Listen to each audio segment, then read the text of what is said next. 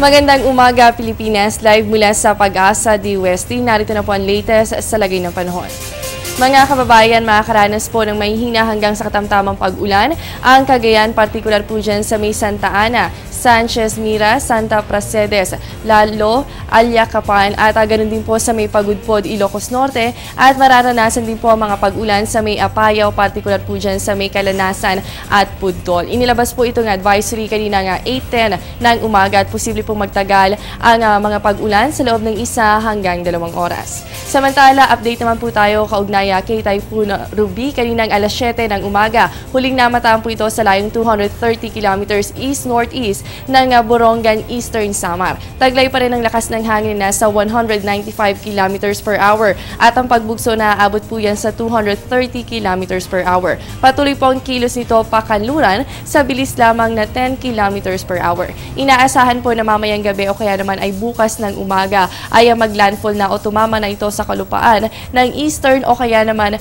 ng Northern Samar. Sa ngayon po ay nakataas ang public storm warning signal number 3 para sa Visayas, partikular po dyan sa may Northern Samar, Eastern Samar, kasama rin po ang Samar. Signal number 2 naman para sa may Luzon, dito po sa may Catanduanes, Albay, Sorsogon, Masbate at Ticao Island. Signal number 2 na rin po para sa Biliran, Leyte, Southern Leyte, Northern Cebu, Cebu City, Bantayan Island, kasama rin po ang Camotes Island. Signal number 2 na rin sa Dinagat Province. Samantala, signal number 1 naman po ang nakataas para sa Luzon, partikular po sa may Camarines Norte, Camarines Sur, Burias Island, Romblon, Southern Quezon at Marinduque. Signal number 1 na rin po para sa Capiz, Iloilo, Antique, Guimaras, Aklan, Negros Oriental, Negros Occidental sa nalalabing bahagi pa ng Cebu, kasama rin po ang Siquijor at Bohol. Signal number 1 na rin po para sa ilang bahagi ng Mindanao, dyan po sa may Surigao del Sur, Surigao del Norte, Siargao Island, Agusan del Norte, Agusan del Sur, Dinagat Island at ganun din po sa Camiguin Island. Mga kababayan, mamaya po ay masisilayan natin ang full moon phase. May posible kayang epekto ito sa magiging lagay ng panahon. Alamin yan matapos ang isang paalala.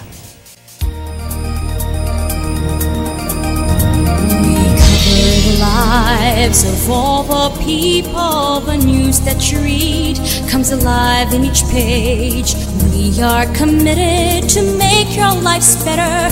We're going strong because of you.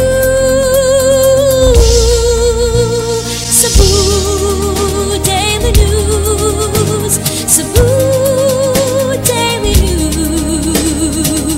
Cebu Daily News. We tell it as it is. Mamaya ay makikita natin sa ating kalangitan ang full moon phase. Ito po ang pagkakataon na nasa linya ang araw, mundo at buwan. Dahil dito, ang bahagi na fully illuminated ay siya nga nakikita natin sa ating kalangitan. Ayon kay Pag-asa weather forecaster Chris Perez, dahil mataas po ang gravitational pull during the full moon, magdudulot po ito ng mas mataas na tide level sa ating karagatan. At dahil po sa meron ng papalapit na bagyo sa ating landmass, makakabuting alamin kung ang inyong areas ba ay prone sa high tide during full moon. Meron tayong tinatawag na storm tide, yan po ay mas mataas kaysa sa storm surge. Posible na mangyari ang storm tide sa kombinasyon ng full moon event at ng storm surge.